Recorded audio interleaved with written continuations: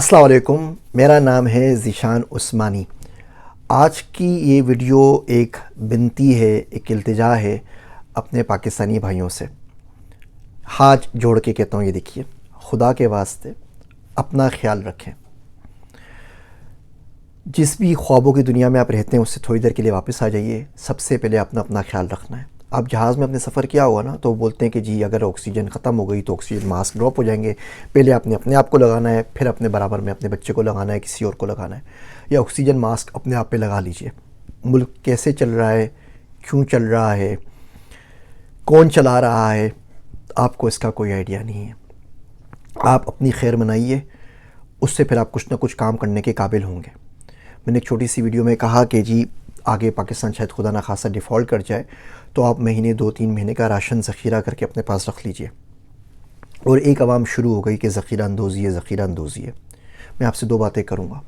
دیکھیے، سورہ یوسف پڑھ لیجئے، 12ویں صورت ہے، آپ آیت نمبر 43 سے شروع کر دیں، 43 سے 47 پڑھ لیں، 4-5 آیتیں پڑھ لیجئے کہ بادشاہ وقت وہ خیال آیا کہ 7 پتلی گائے 7 موٹی گائے کو کھا رہی ہیں، اور 7 خوشے ہیں اور کچھ خوشے ہیں وہ خشک ہیں۔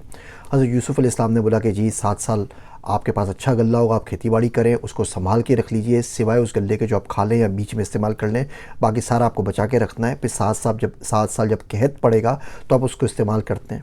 اور پھر وہ اینتھروپولوجسٹ بتاتے ہیں کہ وہ قحط جب پڑا تو مصر میں نہیں آیا، شام میں آ گیا، سوڈان میں آ گیا، یہاں تک بتاتے ہیں کہ پوری دنیا میں آ گیا، اور پھر جو انہوں نے ذخیرہ کیا تھا اس میں سے اس پہ کھایا۔ تو وہاں پر بھی تو ذخیرہ اندوزی ہوئی نا۔ اپنے آپ کو سروائیول کرنا ہے تو اتنا آپ ذخیرہ کریں گے نا۔ اگر آپ کچھ اتنا رسک رکھ لیتے ہیں کہ جب دال 400 روپے کے بدلے 500 کی ہو جائے، 800 کی ہو جائے، اور آپ خرید نہ سکیں، تو اگر آپ کے پاس 2-3 مہینے کا راشن ہو کہ آپ آرام سے رمضان عید گزار سکیں، تو کیا مذائقہ ہے؟ آپ بولتے ہیں کہ جی اس سے سب لوگ لیں گے تو مارکیٹ میں ریٹ بڑھ جائیں گے۔ جس نے مارکیٹ میں ریٹ بڑھانے ہیں وہ آلریڈی بڑھا رہا ہے۔ جو بڑے ساہوکار ہیں ان کے پاس سارے کے سارے ان کے گودام آلریڈی بھر رہے ہیں۔ جو پولیٹیشین ہیں وہ سب کا سب غلہ ذخیرہ کر رہے ہیں، مارکیٹ سے ختم ہو رہا ہے۔ یہی لوگ اس کو ذخیرہ کریں گے، اور جب آپ کو چاہیے ہوگا تو آپ یہی دالیں 4-4 5-5 گنا کے اندر لے رہے ہوں گے۔ ابھی آپ بات نہیں مان رہے، آپ کو ذخیرہ اندوزی سے بچنے کا شوق چڑھا ہوا ہے، بالکل۔ لیکن آپ علماء کرام سے پوچھ لیجئے کہ جہاں پر حکومت خود ذخیرہ کرے، جہاں پہ پولیٹیشین خود ذخیرہ کریں، جہاں پہ بزنس مین ساہوکار خود ذخیرہ کریں، وہاں پہ ایک عام بندہ کیا کرے؟ وہ اپنا مہینے 2 مہینے کا راشن لے کے رکھ سکتا ہے یا نہیں رکھ سکتا؟ سیم کام ڈالرز کے اوپر ہوتا ہے۔ آپ کو بولا کچھ ڈالرز چینج کروا کے رکھ لیں، 4-5 ہزار ڈالر، تو آپ سب نے فتاویٰ لگانا شروع کر دیے کہ ملک کا نقصان ہوتا ہے اور یہ گناہ عظیم ہے۔ کھیپی جاتے ہیں نا پاکستان سے جو لوگ لے کے جاتے ہیں، صبح لے کے جاتے ہیں، شام واپس آتے ہیں، پھر بیگ بھر کے لے کے جاتے ہیں۔ یہ ایک دن میں اتنا پیسہ لے کے جاتا ہے ایک بندہ جتنا اپنی زندگی میں نہیں دیکھا ہوگا۔ جو بڑے بڑے لوگ ہیں نا، ان کے اپنے پرائیویٹ جہاز ہیں، اس جہاز میں کیا جا رہا ہے اور کیا آ رہا ہے، وہ بیگ بھر بھر کے ڈالر ملک سے باہر لے آتے ہیں، آپ کو نہیں پتہ چلتا۔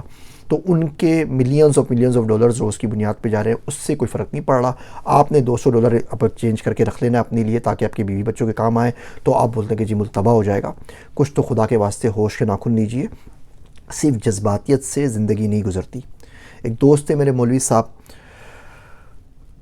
ان سے میں کہتا تھا کہ بھائی اللہ کے واسطے کچھ کر لیجئے، دنیا اسباب کی ہے، لیکن انہیں بھوت چڑھا ہوا تھا کہ نہیں جی اسلام پہ کام کرنا ہے، اللہ کے لیے کام کرنا ہے۔ وہ مسجد میں پڑھا رہے تھے، نماز پڑھاتے تھے، قرآن پڑھاتے تھے، صرف کھانے کے اوپر کہ بس کھانا مل جائے، رہائش مل جائے اور کچھ نہ ملے، ان کو بجلی گیس کا بل نہ دینا پڑے۔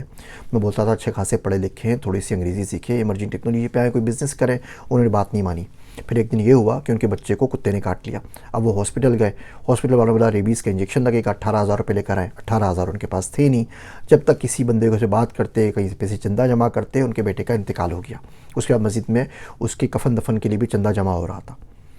اب وہ بولتے رہے جی میں نمازیں پڑھاتا ہوں، میں نے 200 بچوں کو قرآن شریف پڑھا دیا ہے، 500 بچوں کو دین کی تعلیم دے دی ہے، کوئی بات ان کی نہیں سنے گا۔ یہ ہمارا معاشرہ ہے، اور اس معاشرے میں ہم یہاں تک آ گئے۔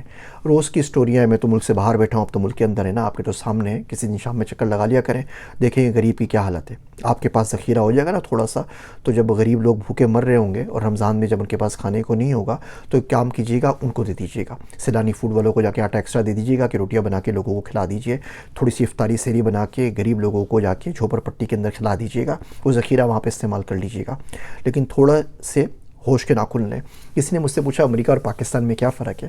تو میں نے بولا کہ امریکہ کا امیر امریکہ کے ساتھ ہے، غریب ساتھ نہیں۔ غریب ہمیشہ روتا رہتا ہے، یہ بھی پیسے دے دو، یہ بھی پیسے دے دو، یہ بھی پیسے دے دو، مانگتا ہی رہتا ہے، فوڈ اسٹیمپ سے لے کے ہر چیز۔ امیر جو ہے ملک کے ساتھ کھڑا ہے. پاکستان میں اس کا الٹا ہے. پاکستان میں غریب پاکستان کے ساتھ ہے اور امیر ساتھ نہیں ہے. وہ سارے ڈالرز اربوں میں رہ جاتا ہے. پاکستان میں جو اربوں ڈالر کا قرضہ ہو گیا ہے یہ کیا آپ کے اوپر لگا ہے؟ یہ پولیٹیشنز آتے ہیں کھاتے ہیں سب کے سب لے جاتے ہیں. اب یقین کریں کچھ بدلنے والا نہیں ہے. پاکستان میں پریس انفارمیشن ڈپارٹمنٹ ہے. یہ واحد ڈپارٹمنٹ ہے جس میں کوئی رولز لاز وغیرہ نہیں لگتے. کوئی 3 بندے بلڈ نہیں کرتے. جس کو چاہے دے دیتا ہے. یہ لوگ اربوں روپے کے اشتہار دیتے ہیں. پاکستان عجیب و غریب ملک ہے جہاں ایڈورٹائزمنٹ جو ہوتی ہے اخباروں کے اندر اس کا جو سب سے بڑا خریدار ہے وہ گورنمنٹ آف پاکستان ہے. آدھے پیج کے اشتہار آتے ہیں کہ جی آج صحت سہولت کارڈ ہو گیا ہے, آج فلاں چیز لانچ ہو گئی ہے, آج فلاں چیز لانچ ہو گئی ہے, آج آپ نے پولیو کے قطرے پینے ہیں. یہ کس کا پیسہ ہے؟ یہ میرا اور آپ کا پیسہ ہے جو آپ کے اور مجھ سے پوچھے بغیر دیا جا رہا ہے. جو بندہ چیک سائن کرتا ہے وہ کسی اور کے پے رول کے اوپر ہوتا ہے. منسٹری آف فائنانس سے جو فائل کلیئر کرتا ہے وہ کسی اور کے پے رول کے اوپر ہوتا ہے. یہ بڑے لوگ اس لیول کے اوپر چل رہے ہیں کہ آپ کا اور میرا تو شمار ہی نہیں ہے. ہم لوگ تو مر کے 7 دفعے پیدا ہوں گے نا تو ان لوگوں کی گرد کو بھی نہیں پہنچ سکتے. تو خدا کے واسطے ہوش کے ناخن لیجئے. اگر آپ ڈالر میں نہیں کما رہے نا تو یقین جانیے پاکستان میں آپ کا سروائیول ممکن ہی نہیں ہے. آپ کو ڈالر میں پیسے کمانے ہیں. پاکستان میں کسی کے پاس پیسہ نہیں ہے. جن کے پاس پیسہ ہے وہ جہاز بھر کے آلریڈی باہر لے جا رہے ہیں. تو پیسہ باہر چلا گیا, باہر سے پیسہ لے کے آنا ہے. وہ باہر ہی شاپنگ کرتے ہیں. وہ لوگ برقعے بھی اپنے جا کے نا دبئی سے خریدتے ہیں, وہ بھی پاکستان سے نہیں خریدتے. اپنے کتے بلی کا علاج تک باہر سے کرواتے ہیں. اسی باہر ملک میں جا کے آپ کو پیسہ کما کے لے کے آنا ہے. اس کے لیے آپ کو انگریزی سیکھنی ہے, اس کے لیے آپ کو ایمرجنگ ٹیکنالوجی سیکھنی ہے. پاکستان میں رہ کے پاکستانیوں سے پیسہ اگر کمانا ہے آپ نے تو اس میں گزارا ممکن نہیں ہے. تو جو ملک کا بھوت چڑھا ہوا ہے, ملک سے محبت ہونی چاہیے, بالکل ہونی چاہیے. مجھے بھی محبت ہے. اسی محبت کی خاطر یہ ویڈیو بنا کے اپنے لوگوں کو گائیڈ کر رہا ہوں ہاتھ جوڑ کے. اسی محبت کا نتیجہ ہے. لیکن اس کا یہ مطلب نہیں ہے کہ میں خود بھوکا مر جاؤں. اگر میں خود بھوکا مر جاؤں گا, اپنا خیال نہیں رکھوں گا, اپنی صحت کا خیال نہیں رکھوں گا, اپنے کھانے پینے کا خیال نہیں رکھوں گا, اپنے ذریعہ معاش کا خیال نہیں رکھوں گا, تو میں باقی لوگوں کی طرح بھیک مانگنے میں لائن میں لگا پاؤں گا. اس سے بہت اچھا ہے کہ آپ اپنا بھی خیال کریں اور کسی اور کا بھی خیال کریں. ایک آپ کو واقعہ سناتا ہوں, چھوٹا سا اسٹوری ہے اور سمجھنے کے لیے, پھر اس ویڈیو کو ختم کرتے ہیں. ایک بندہ ہوتا ہے, اس کو بھوت چڑھتا ہے کہ جی میں اللہ پہ توکل کروں گا اور اللہ کھانا دے گا اور سب کچھ ہے. وہ چلنے لگتا ہے. کافی آگے جا کے دیکھتا ہے تو دیکھتا ہے کہ ایک کوا ہے اور وہ بیمار پڑا ہوا ہے. اس کو کوئی کرنٹ شرنٹ لگ گیا تھا, روڈ کے اوپر پڑا ہوا ہے درخت کے کنارے کے اوپر, وہ چل پھر نہیں سکتا. تو دیکھتا ہے پھر تو پکا مر جائے گا. تو دیکھتا ہے کہ ایک چیل یا ایک باز آتا ہے, وہ اس کو تھوڑا سا کھانا کھلاتا ہے اور پھر اڑ جاتا ہے. تو بولتا ہے یار زبردست بچہ, دیکھو کوا بالکل مرنے پڑا ہوا ہے, اللہ اس کو کھانا کھلا رہا ہے, اللہ مجھے بھی کھانا کھلائے گا. تو اس کے بعد وہ بھی درخت کے نیچے بیٹھ جاتا ہے. خیر 4-5 دن وہ باز آتا ہے, اس کو کھانا کھلاتا ہے, کوا ٹھیک ہو جاتا ہے, کوا اڑ جاتا ہے. ان بھائی صاحب کو کوئی کھانا کھلانے نہیں آتا. 5-6 دن بعد یہ مر جاتے ہیں. جب مرتے ہیں اوپر جاتے ہیں تو فرشتوں کو بولتے ہیں جی میرے ساتھ تو دھوکا ہو گیا, کوے کو کھانا مجھے کسی نے کھانا نہیں دیا.